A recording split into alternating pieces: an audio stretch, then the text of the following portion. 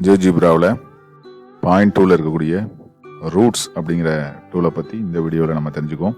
ரூட்ஸ்னால் என்ன அப்படின்னா மூலங்கள். ஒரு ஃபங்க்ஷன் இருக்குன்னா அதோட கிராஃபில் அது எக்ஸ் ஆக்சிஸை எங்கெங்கெல்லாம் டச் பண்ணுதோ அந்த எக்ஸ் ஆக்சிஸை டச் பண்ணுற இடத்துல அதோட வேல்யூ என்னாகும், 0 ஆகும். அதுக்கு பேர் தான் ரூட்ஸ், மூலங்கள்.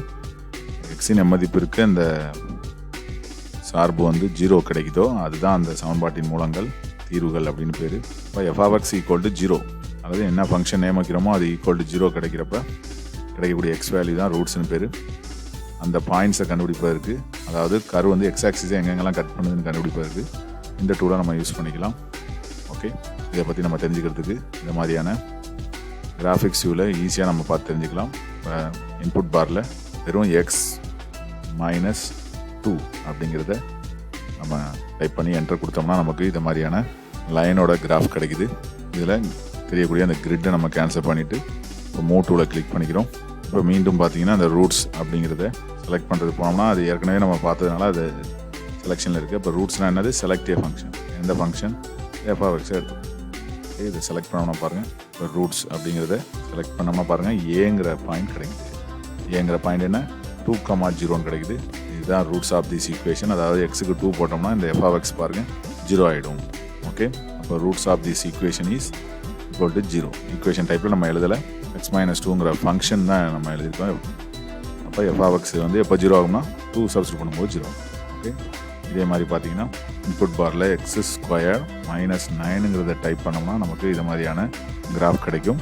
இப்போ மூவ் டூவில் கிளிக் பண்ணிவிட்டு நம்ம என்ன பண்ணிக்கலாம், இதோட ரூட்ஸ் கண்டுபிடிக்கணுமா, இந்த எக்ஸ் ஸ்கொயர் மைனஸ் 9ஓட ரூட்ஸ் கண்டுபிடிக்கணும்னா என்ன பண்ணலாம், ரூட்ஸ் அப்படிங்கிறத இந்த ட்ராப் டவுன் லிஸ்ட்லேருந்து செலக்ட் பண்ணோம்னா நமக்கு அதில் என்ன ஆகிடும், அந்த ஐக்கானே அதாக மாறிடும்.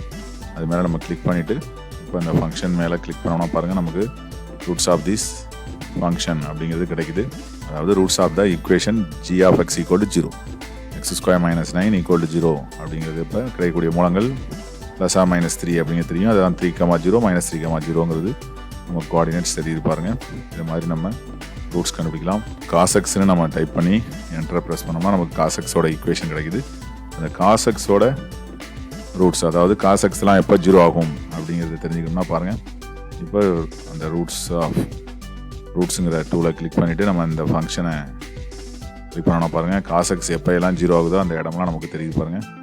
அதாவது டிங்கிற பாயிண்ட்டு -11,0, அப்புறம் -7.85,0, அப்புறம் -4.71, -1.57, +1.57, 4.71, இந்த மாதிரி π/2ஓட ஒற்றைப்படை மடங்குகளில் நமக்கு இந்த காசெக்ஸோட கர்வ் 0 ஆகுதுங்கிறத இதன் மூலமாக நம்ம தெரிஞ்சுக்கிறோம் பாருங்கள்.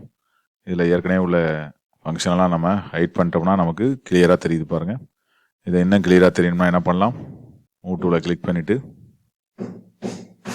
கிராஃபிக்ஸ் வியூவில் ஒரு இடத்துல ரைட் கிளிக் பண்ணோம்னா நமக்கு இது மாதிரியான ப்ரிஃபரன்சஸ் கிராஃபிக்ஸ் அப்படிங்கிறது கிடைக்கும். அதில் எக்ஸ் ஆக்சிஸில் போய் டிஸ்டன்ஸ் அப்படிங்கிறத கிளிக் பண்ணிவிட்டு அதில் π/2 அப்படிங்கிறத கிளிக் பண்ணோம்னா பாருங்கள் நமக்கு கிளியராக தெரியுது பாருங்கள்.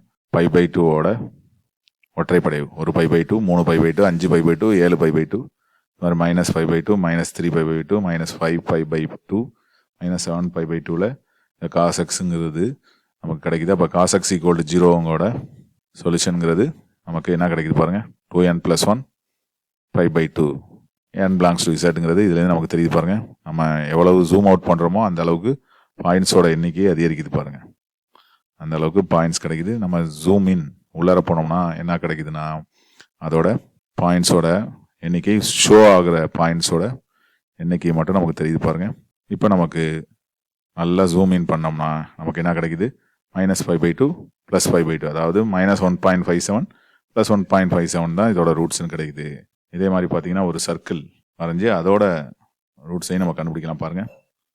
இது மாதிரியாக ஆரிஜின் சென்டராக உள்ள ஒரு சர்க்கிளை நம்ம ட்ரா பண்ணதுக்கப்புறம் மூவ் டூவில் மறுபடியும் கிளிக் பண்ணிவிட்டு மறுபடியும் ரூட்ஸ் அப்படிங்கிறத கிளிக் பண்ணிவிட்டு நம்ம வந்தோம்னா என்ன கிடைக்குது பாருங்கள், நமக்கு 2 விதமான ரூட்ஸ் கிடைக்குது. அதாவது அந்த 2.26,0 -2.26,0ங்கிறது 2 ரூட்ஸ் இந்த சர்க்கிளோட ஈக்குவேஷனுக்கு நமக்கு கிடைக்குது. ஓகே, இதே மாதிரி ஒரு எலிப்ஸை நம்ம உருவாக்கி என்ன பண்ணலாம், அதோட ரூட்ஸை நம்ம கண்டுபிடிக்கலாம். எலிப்ஸ் உருவாக்குறதுக்கு முன்னாடி என்ன பண்ணலாம்னா இந்த ஏற்கனவே இருக்கக்கூடியதை நம்ம ஹைட் பண்ணிடலாம்.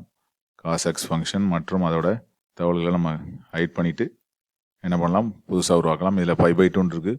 வேணும்னா நம்ம என்ன பண்ணலாம், கிராஃபிக்ஸ் வியூவில் மறுபடியும் போய் அதில் எக்ஸ் ஆக்சிஸில் டிஸ்டன்சஸ் அப்படிங்கிறதுல 1ங்கிறது கொடுத்தோம்னா மீண்டும் என்ன ஆகிடும், கோஆர்டினேட்லாம் 1 2 3ன்னு நமக்கு எக்ஸ் ஆக்சிஸ் மேலே காட்டும். ஓகே, இப்போது எலிப்ஸ் வரைவோம். இப்போ எலிப்ஸ் அப்படிங்கிறத கிளிக் பண்ணிவிட்டு 2 பாயிண்டில் நம்ம கிளிக் பண்ணிக்கோம். பாருங்கள், 2 பாயிண்டில் கிளிக் பண்ணிவிட்டு இப்படி மேல் நோக்கி ரைஸ் பண்ணோம்னா நமக்கு எலிப்ஸ் உருவாகிடுது. இது எக்ஸ் ஆக்சிஸை எங்கே விட்டுது அப்படிங்கிறத நம்ம கண்டுபிடிப்பதற்கு அல்லது இதோட ஈக்குவேஷன் எப்போ 0 ஆகும் அப்படிங்கிறத காண்பதற்கு நம்ம என்ன பண்ணலாம், இந்த பாயிண்ட் டூவில் இருக்கக்கூடிய ரூட்ஸ் அப்படிங்கிறத கிளிக் பண்ணிவிட்டு நம்ம பார்த்தோம்னா 2 இடத்துல 0 ஆகுது. பாருங்கள், ஓபி அதோட கோஆர்டினேட்ஸ் நமக்கு தெரியுது. பாருங்கள், இப்போ இது மாதிரியாக நம்ம ஒரு கொடுக்கப்பட்ட ஒரு ஃபங்க்ஷன் எப்போ 0 ஆகும், f(x = 0), அதாவது x-2 எப்போ 0 ஆகும், x² - 9 எப்போ 0 ஆகும் அப்படிங்கிறதுக்கான அந்த எக்ஸ் வேல்யூவை கண்டுபிடிப்பதற்கு, அதாவது ரூட்ஸ் காண்பதற்கு இந்த ரூட்ஸுங்கிற டூல் நமக்கு உதவியாக இருக்கும். இதை நம்ம பயன்படுத்தி கணக்குகள் செய்வதற்கு இந்த வீடியோ உங்களுக்கு ஹெல்ப்ஃபுல்லாக இருக்கும்னு நினைக்கிறேன். தேங்க்யூ.